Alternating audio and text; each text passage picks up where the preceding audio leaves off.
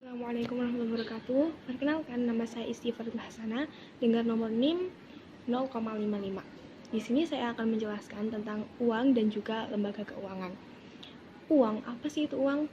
Uang adalah suatu benda yang diterima di masyarakat dan digunakan sebagai alat tukar dalam kegiatan ekonomi. Nah, fungsi uang sendiri itu adalah medium of change dan juga unit of account. Peranan uang sendiri itu sebagai yang tadi, sebagai alat tukar. Nah, selain sebagai alat tukar, uang juga bisa dijadikan sebagai alat penyimpanan. Jadi kalau misalkan kita mempunyai barang gitu ya, terus kita jual, terus kita kan dapat uang. Kita bisa menjadikan uang itu sebuah saham, kita bisa menaruhnya di bank ataupun perusahaan-perusahaan yang kita percayai, kayak gitu. Jadi tadi kan udah dijelaskan masalah bank, masalah uang. Nah, kalau ada uang pasti ada dong lembaga-lembaga yang menciptakan uang. Ya, jadi di sini ada lembaga keuangan. Apa sih lembaga keuangan itu? Lembaga keuangan itu lembaga yang menciptakan uang dan juga mencetak cek untuk nasabah yang melakukan transaksi. Jadi dari lembaga keuangan ini dibagi menjadi dua lagi, yaitu lembaga keuangan bank dan lembaga keuangan non-bank. Lembaga keuangan bank itu adalah sebuah badan usaha yang menghimpun dana masyarakat dalam bentuk simpanan dan menyalurkannya dalam bentuk kredit untuk mencapai taraf hidup masyarakat yang lebih baik lagi.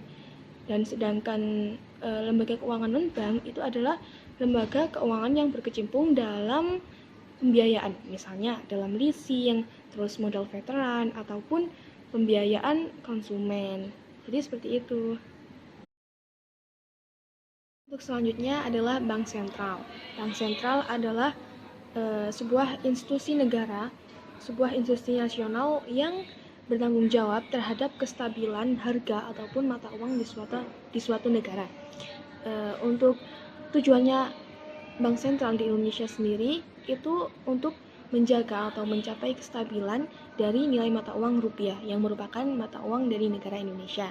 Nah, untuk fungsi dari Bank Sentral sendiri adalah untuk mengatur masalah keuangan di suatu negara secara luas, baik di dalam negeri ataupun di luar negeri. Kalau contoh Bank Sentral sendiri di Indonesia itu ada Bank Nasional Indonesia atau BNI dan juga Bank Indonesia atau BI yang biasanya ada di mata uang kita sendiri. Dan kalau dilihat-lihat dari bank, kalau dilihat dari fungsinya itu dibagi menjadi 3. Yang pertama bank sentral, yang kedua bank umum, yang ketiga adalah BBR, Bank Pengkreditan Rakyat. Dan kalau dilihat dari operasionalnya, dilihat dari sisi operasinya, itu ada 3 juga, yaitu bank konvensional, bank syariah, dan juga bank kepemilikan. Oke, selanjutnya adalah materi tentang bank konvensional. Bank konvensional merupakan sebuah usaha bank yang melakukan kegiatannya dalam bentuk konvensional, yang di dalam kegiatannya itu ada beberapa jasa yang berdasarkan dengan prosedur dan juga ketentuan yang sudah ditentukan oleh suatu negara. Untuk fungsi bank konvensional sendiri itu bisa disebut sebagai agent kepercayaan lah. Maksudnya gimana? Nah, di bank konvensional ini masyarakat bisa menyalurkan, maksud saya bisa menyimpan dananya untuk diambil kapan saja. Yang kedua adalah sebagai agen pembangunan. Masyarakat di dalam melalui bank konvensional ini bisa menyalurkan dananya untuk berbagai macam pembangunan. Yang ketiga adalah sebagai agen layanan. Nah, bank konvensional ini tadi kan menawarkan berbagai macam produk yang ada di dalamnya, berbagai macam jasa. Jadi masyarakat bisa menikmati jasa-jasa yang ditawarkan oleh bank konvensional itu sendiri. Selanjutnya adalah prinsip bank konvensional. Bank konvensional itu kan beda dengan bank syariah ya. Cara mendapatkan pendapatan itu melalui bunga. Jadi bunga di bank konvensional ini bisa dijadikan sebagai sebuah harga dan juga fee based.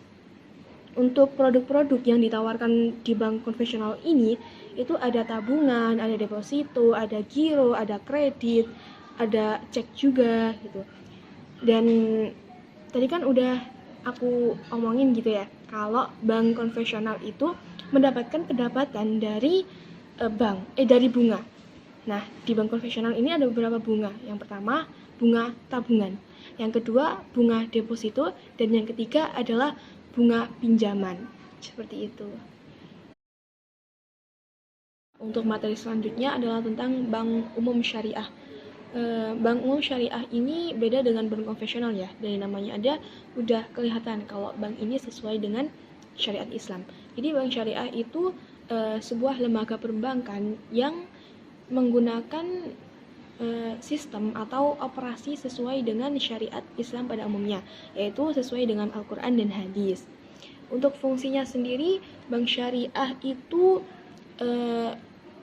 bisa sebagai alat untuk menjalankan fungsi sosial dalam bentuk baitul mal. Nah, di dalam baitul mal ini masyarakat bisa menyalurkan zakat, infak, sedekah, ataupun hibah dan juga lain-lain. Yang kedua, fungsinya itu sebagai transaksi kebijakan moneter.